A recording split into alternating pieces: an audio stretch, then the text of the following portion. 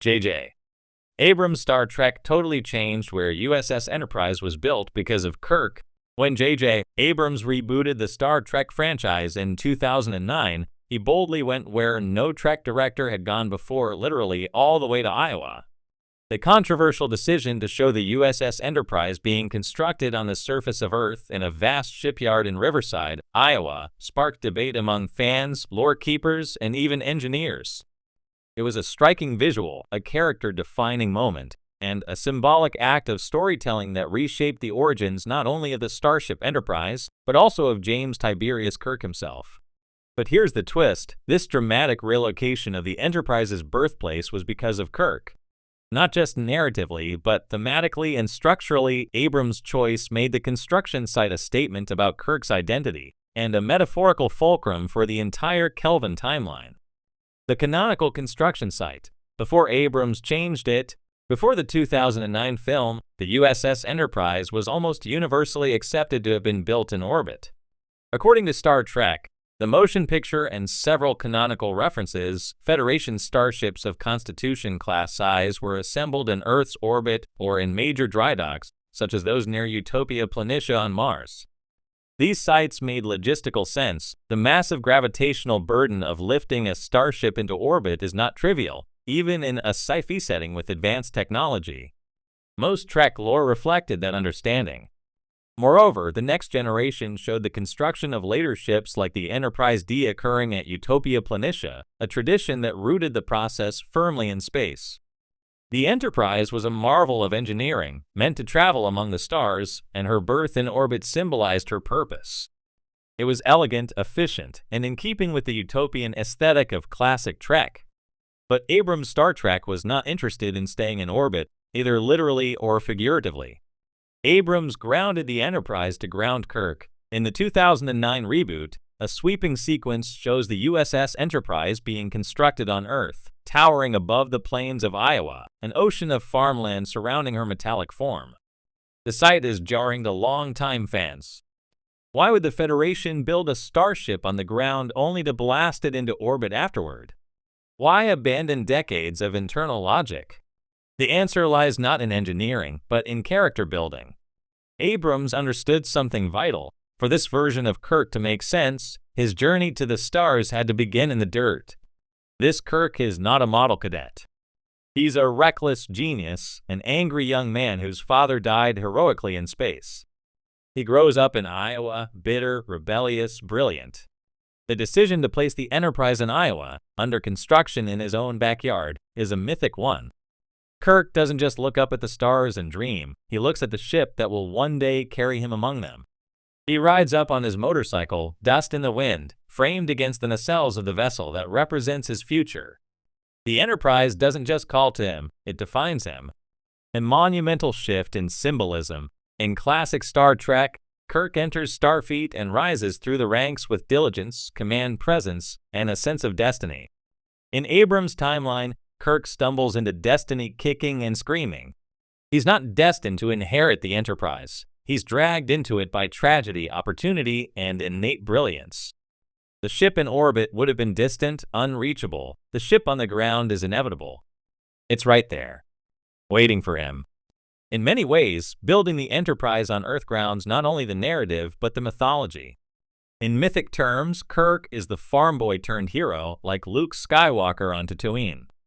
Except here, the Falcon isn't a surprise that drops from the sky. It's being assembled on his doorstep. Kirk isn't swept up into a rebellion. He has to choose to leave behind the dirt and the defiance of his youth and step into his legacy. This change gives the ship itself a different kind of narrative weight.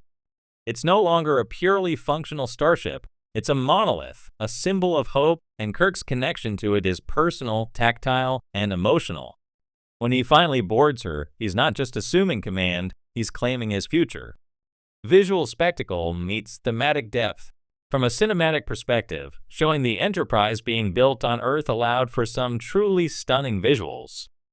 The massive scale of the ship under construction, with tiny human workers crawling over her skeleton, brings home the enormity of Starfleet's ambition. It also reinforces a key theme of Abrams' Trek: scale. The Kelvin movies embrace grandeur, from the Narada's monstrous size to the dizzying camera sweeps across Starfleet Academy. The Enterprise rising from the cornfields is a perfect visual metaphor for a rebooted franchise, something massive, audacious, and unapologetically larger than life, emerging from humble beginnings. Yet that scale also serves a more intimate purpose. In Abrams' version of the story, Kirk's heroism doesn't begin in space. It begins in the shadow of the ship on Earth, where he chooses to leave behind self-destruction and follow in his father's footsteps. Engineering realism versus emotional logic. Detractors of the Iowa shipyard often point out the impracticality of building a ship as massive as the Enterprise on the surface of a planet. They argue about gravity, resource transport, and the illogic of assembling a spacefaring vessel in an atmosphere.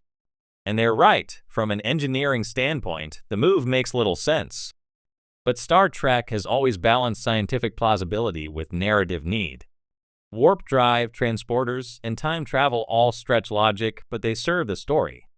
And in this case, Abrams and screenwriters Roberto Orci and Alex Kurtzman made a choice: sacrifice some internal consistency for emotional power. The image of a boy growing up under the shadow of the ship that will one day carry him into greatness is too powerful to resist. It's also a visual that retroactively explains Kirk's intimate familiarity with the Enterprise. When he eventually captains the ship, he's not just stepping onto any vessel, he's stepping onto that ship, the one he's seen rise from the ground up, perhaps literally watched being welded together. His connection is more personal, more visceral, and more believable in a universe where destiny and coincidence often collide. The ripple effect on the Kelvin timeline. This one visual change had broader implications for the Kelvin timeline. It symbolized a break with tradition, a willingness to reimagine canon not just for spectacle but to recalibrate the franchise's emotional center. In the Kelvin universe, fate is chaotic. Nero's interference in the past has shaken everything loose, people live and die out of order, and the future is constantly in flux. By building the Enterprise in Iowa, Abrams signals that even the foundations of Star Trek are subject to change. This isn't just a different look, it's a different universe, built on different choices. Kirk is a different man, shaped by loss, proximity, and defiance. And the ship that was once constructed in orbit is now a symbol of his terrestrial roots, waiting to be lifted into the stars by his ambition. Revisiting the scene today, more than a decade later, the image of the Enterprise in a Midwestern field remains one of the most iconic and divisive moments in modern Trek. For some, it's a cinematic betrayal of core canon. For others, it's a brilliant metaphorical reset. But one thing is undeniable: it reframed how we view Kirk, the Enterprise, and the very notion of where journeys begin.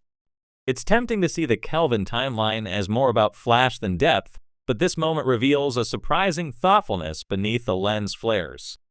Abrams didn't move the Enterprise to Iowa just to be different. He did it because in his version of the myth, the ship had to be built within sight of the man who would command it. The journey had to start there, on that dusty road, with that young man staring up at the metal giant that represented everything he could be.